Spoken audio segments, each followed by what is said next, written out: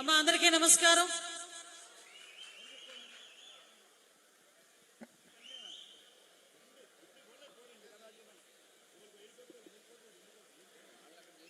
Hello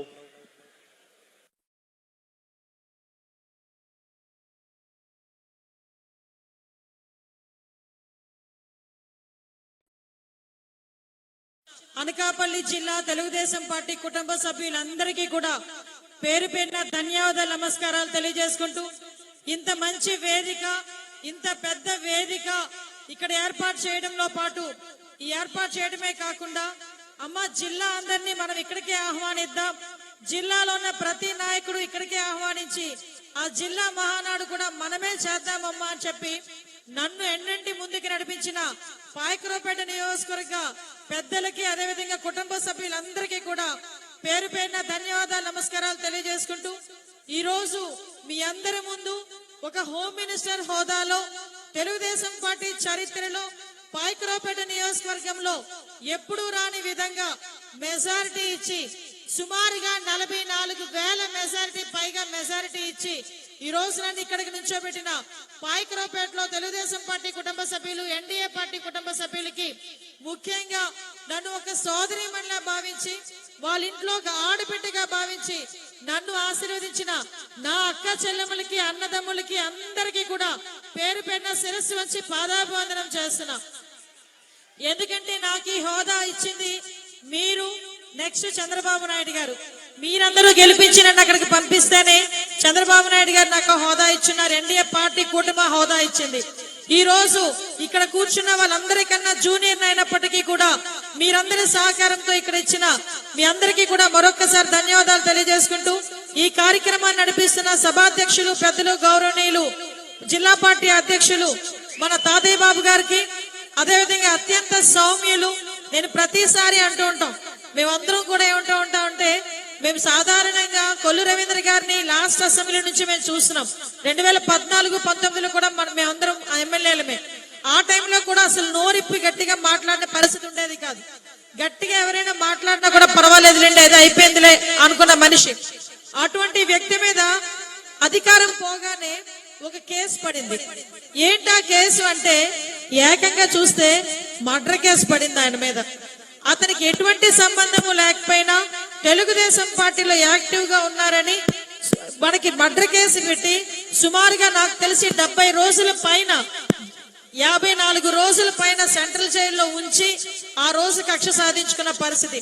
ఈ రోజు అదే ఉత్సాహంతో తెలుగుదేశం పార్టీకి మేము అండగా ఉంటాం, తెలుగుదేశం పార్టీ ముందుకు నడిపిస్తామని ఆ రోజు ముందుకొచ్చిన నాయకుల్లో ప్రధాన నాయకుడిగా ఉన్న మన బీసీ సోదరుడు కొల్లు రవీంద్ర గారికి, మంత్రి గారు కొల్లు రవీంద్ర గారికి, మన ప్లానింగ్ బోర్డు చైర్మన్, మన అనకాపల్లి జిల్లా ఇన్ఛార్జ్ మినిస్టర్ గారికి, నా సోదరుడికి ప్రత్యేకంగా ధన్యవాదాలు, నమస్కారాలు తెలియజేసుకుంటూ ఈ కార్యక్రమానికి విచ్చేసిన పెద్దలు, గౌరవనీయులు, సీనియర్ నాయకులు, మాజీ మంత్రివర్యులు, మాడుగుల ఎమ్మెల్యే గారు, ఇప్పుడు మాడుగులకి సంబంధించి ఏ నియోజకవర్గంలో నేను పనిచేసినా ఆ నియోజకవర్గ ప్రజల సంక్షేమార్థం నేను పనిచేస్తాను అని చెప్పి ఆ రోజు పెందుర్తి ఎమ్మెల్యేగా ఉన్నప్పుడు పెందుర్తి నియోజకవర్గం గురించి, ఈ రోజు మాడుగుల ఎమ్మెల్యేగా ఉన్న మాడుగుల నియోజకవర్గం గురించి తను తపన పడుతున్న మన మాజీ మంత్రివర్యులు బండా సత్యనామూర్తి గారికి ప్రత్యేకంగా ధన్యవాదాలు. సీనియర్ నాయకులు పప్పుల చలపతిరావు గారికి, అదేవిధంగా ఎమ్మెల్సీ వేపాడు చిరంజీరావు గారికి, అదేవిధంగా ఎక్స్ ఎమ్మెల్యే గండి బాబ్జీ గారికి, ఎక్స్ ఎమ్మెల్సీ నాగ జగదీష్ గారికి, ఎక్స్ ఎమ్మెల్యే పిలా గోవింద్ సత్యనారాయణ గారికి, అదేవిధంగా కనుక ఎలమంచిలి ఇన్ఛార్జ్ ప్రగతి నాగేశ్వరరావు గారికి, పెద్దలందరికీ కూడా పేరు, మన ఎక్స్ ఎమ్మెల్యే బోల ముత్యాల పాప గారికి, మన యువ నాయకుడు ఎక్కడున్నా తెలుగుదేశం పార్టీకి సంబంధించి వాణి వినిపించడంలో తండ్రికి తగ్గ తనయుడు, మన స్పీకర్ గారు రాలేకపోయినప్పటికీ కూడా స్పీకర్ గారి స్థానాన్ని భర్తీ చేసిన నా సోదరుడు చింతకాయల విజయ్ గారికి ప్రత్యేకంగా నేను ధన్యవాదాలు తెలియజేసుకుంటూ చింతకాయల రాజేష్ గారికి, మల్ల సురేంద్ర గారికి, అదేవిధంగా పెద్దలందరికీ కూడా పేరు పేరున ధన్యవాదాలు. ఈ కార్యక్రమాన్ని ఇంత పెద్ద ఎత్తులో నిన్న మొన్న చిన్న సిక్కయ్యాను, చిన్న ఆరోగ్యం బాలే. అన్నయ్య ఏంటి పరిస్థితి అన్న అంటే ఏం లేదమ్మా, నువ్వు జాగ్రత్తగా టైంకి రా, మేము చూసుకుంటామన్నారు. అదేవిధంగా చేసిన మా జనరల్ సెక్రటరీ కాశీనాయుడు గారికి, అదేవిధంగా లోకల్ మా మండలి ఏదంటే లోకల్ అంటాడు మా అబద్ధం అన్న మండల పార్టీ అధ్యక్షుడు ఎస్రాయవరం మండల పార్టీ అధ్యక్షుడు మన అబద్ధం గారికి, అదేవిధంగా ఎస్రాయవరం మండల ప్రధాన కార్యదర్శి అల్లు నరసింహమూర్తి గారికి, అదేవిధంగా కోటూరుట్ల నూతనంగా ఎన్నిక కాబడిన మండల పార్టీ అధ్యక్షుడు లింగనాయుడు గారికి, అదేవిధంగా మన మండల పార్టీ ఎక్స్ మండల పార్టీ ప్రెసిడెంట్ జానకి శ్రేణి గారికి, అదేవిధంగా నక్కపల్లి నూతనంగా ఎన్నిక కాబడిన మండల పార్టీ ప్రెసిడెంట్ గింజాల లక్ష్మణరావు గారికి, అదేవిధంగా ప్రధాన కార్యదర్శిగా నియమితులైన మన నానేపల్లి రాఘవ్ గారికి, అదేవిధంగా మన పెద్దలు మన తెలుగు యువత అధ్యక్షుడు చెంచలపు పద్దు గారికి, అదేవిధంగా మనకి ప్రధాన కార్యదర్శిగా ఎన్నిక కాబడిన మన కాశీ విశ్వనాథ్ గారికి, అదేవిధంగా ఈ రోజు నియోజకవర్గం కన్వీనర్ గా నియమింపబడిన కొప్పిశెట్టి వెంకటేష్ గారికి అందరికీ కూడా పేరు పేరున ధన్యవాదాలు తెలియజేసుకుంటూ, అదేవిధంగా పెద్దలు కురందాస్ నూకరాజ్ గారికి, market yard chairman Devara Satyanarayana గారికి, పిఎస్సిఎస్ సభ్యులకి, అదే market yard vice chairman Kankipati Venkateswararao గారికి, అదేవిధంగా పెద్దలందరికీ కూడా పేరు పేరున నియోజకవర్గ మహిళా అధ్యక్షురాలు రమాకుమారి గారికి, దయచేసి పేర్లు చదవలేదని ఏమి అనుకోవద్దు. మా కేరియన్న వరాలన్న అందరికీ కూడా పేరు పేరున నేను ధన్యవాదాలు నమస్కారాలు తెలియజేసుకుంటూ, పాయకరావుపేట టౌన్ అధ్యక్షులుగా నియమితులైన యాళ్ళ వరాల గారికి కూడా ప్రత్యేకంగా ధన్యవాదాలు నమస్కారాలు తెలియజేసుకుంటున్నా.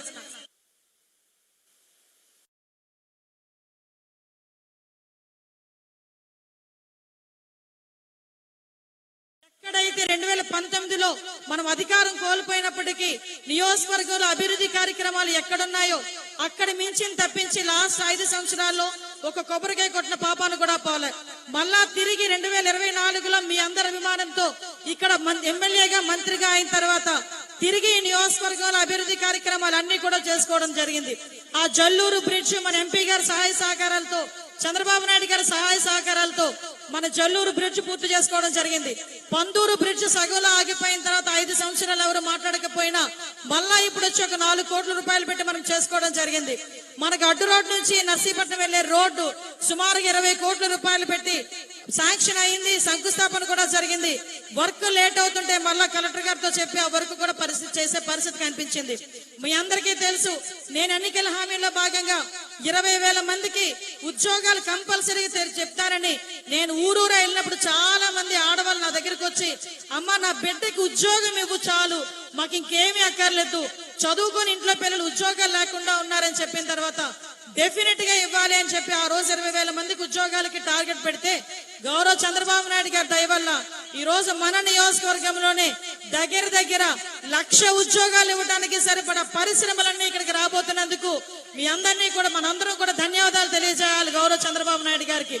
బల్క్ ట్రక్ కి సంబంధించిన ఫ్యాక్టరీ గాని, ఆర్సెల్ మెటల్ స్టీల్ ఫ్యాక్టరీ గాని, క్యాప్టివ్ పోర్ట్ గాని, ఇంకా వాతావరణం అనుకూలిస్తే ఒక ఎయిర్పోర్ట్ కూడా వచ్చే పరిస్థితులు మన నియోజకవర్గానికి ఉండే పరిస్థితులు.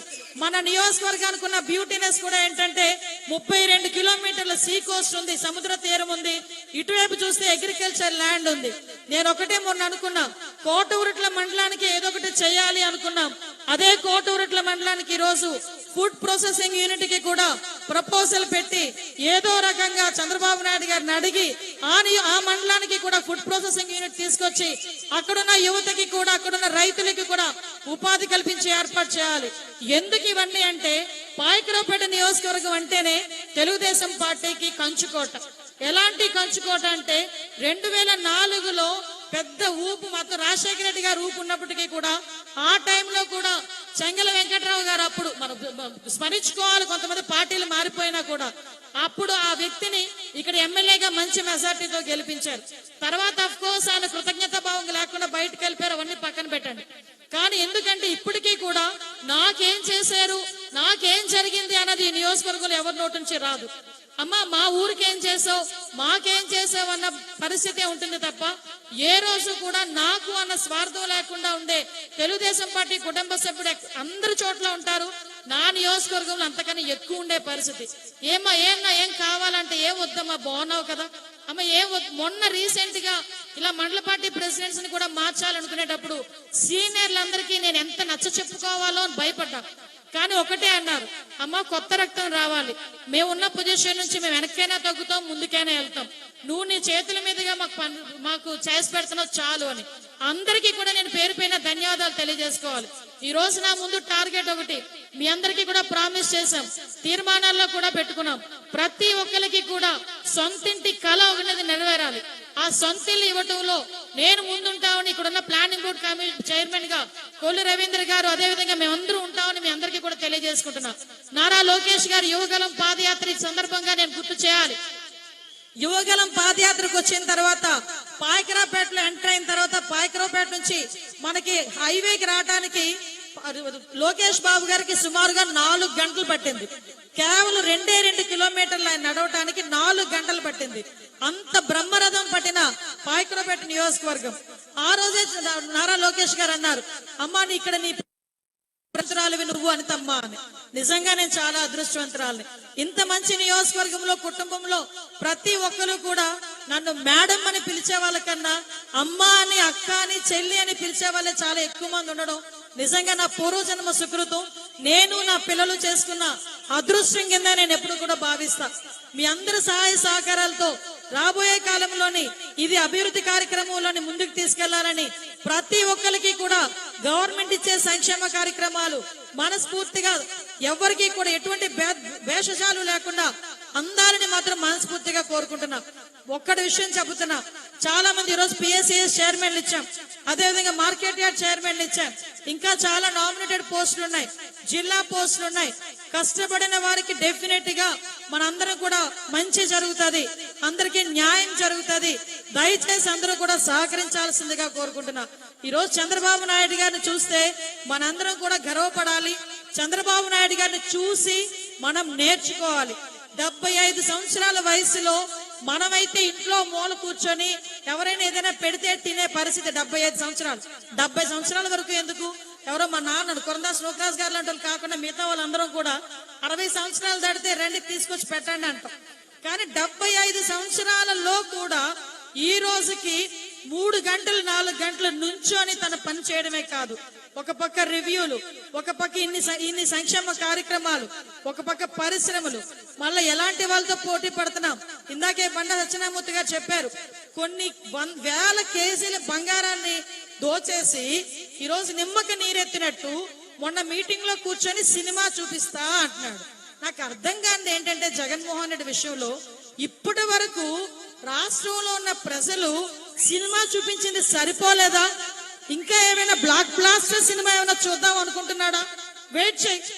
ఆ 11 రాకుండా కనీసం సింగిల్ డిజిట్ లోకి వచ్చే పరిస్థితి వస్తుందేమో, ఆ సినిమా కూడా నువ్వే చూపించక్కర్లేదు. సినిమా ఈ రోజు ఎన్డీఏ హయాంలో అభివృద్ధి కార్యక్రమాలని, సంక్షేమ కార్యక్రమంలోని పాలు పంచుకున్న ప్రతి ఒక్క కుటుంబం కూడా మళ్ళా నువ్వు వస్తే రాష్ట్రాన్ని అగపేగోచరం చేస్తావన్న ఆలోచనతో నువ్వు ఎప్పుడు వచ్చినా కూడా తిరిగి తరిమి కొట్టడానికి రెడీగా ఉన్నారని చెప్పి ఈ మహానాడు ద్వారా తెలియజేసుకుంటూ, ఈ అవకాశం ఇచ్చిన పెద్దలు, ఇంతమంది పిలిచిన మేరకు ఇక్కడికి వచ్చిన ప్రతి ఒక్కరికి కూడా పేరు పేరున నేను ధన్యవాదాలు తెలియజేసుకొని, మన కడపలో జరగబోయే మహానాడుకి ఇక్కడ ఈ అనకాపల్లి జిల్లా నుంచి వేలాదిగా వెళ్లి మన పండుగలోని మనం అందరం కూడా పాలు పంచుకోవాలని మనస్ఫూర్తిగా తెలియజేసుకుంటూ, ఈ అవకాశం ఇచ్చిన మీ అందరికీ ప్రత్యేకంగా ధన్యవాదాలు తెలియజేసుకొని సెలవు తీసుకుంటున్నానమ్మా. జై హింద్.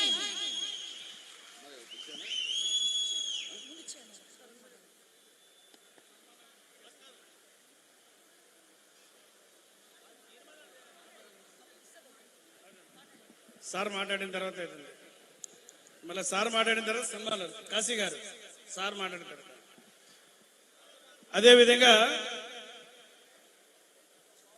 ఒక్క పావుగంట మన ముఖ్య అతిథి మన జిల్లా ఇన్ఛార్జ్ మంత్రివర్యులు మాట్లాడే ముందు మీ అందరూ కూర్చోవాల్సి కోరుతున్నా. మరి రేపు జరగబోయే 27, 28, 29 తారీఖులో ఎక్కడైతే మన జిల్లా మహానాడు ఏ విధంగా సక్సెస్ చేసుకున్నామో, మరి మహానాడు కడపలో కూడా అందరూ కూడా మీ తాలూకా ఎమ్మెల్యేస్ ఇన్ఛార్జ్ తో కోఆర్డినేట్ చేసుకోండి. తప్పకుండా ఎక్కడ మీకు అకామిడేషన్ ఇచ్చారు చేశారన్నది కూడా మీ అందరూ కూడా లొకేషన్స్ తో సహితంగా మీ ఎమ్మెల్యేస్ ఇన్ఛార్జ్ చెప్తారండి. కాబట్టి దయచేసి దాని గురించి కన్ఫ్యూజ్ అవసరం లేదు. మరి లాస్ట్ గా మన అతిథి దయచేసి అందరూ కూర్చోవలసిందిగా కోరుతున్నాం. ఒక్క నిమిషం కూర్చోవలసిందిగా కోరుతున్నాం. మన ముఖ్య అతిథి మన జిల్లా ఇన్ఛార్జ్ మంత్రివర్యులు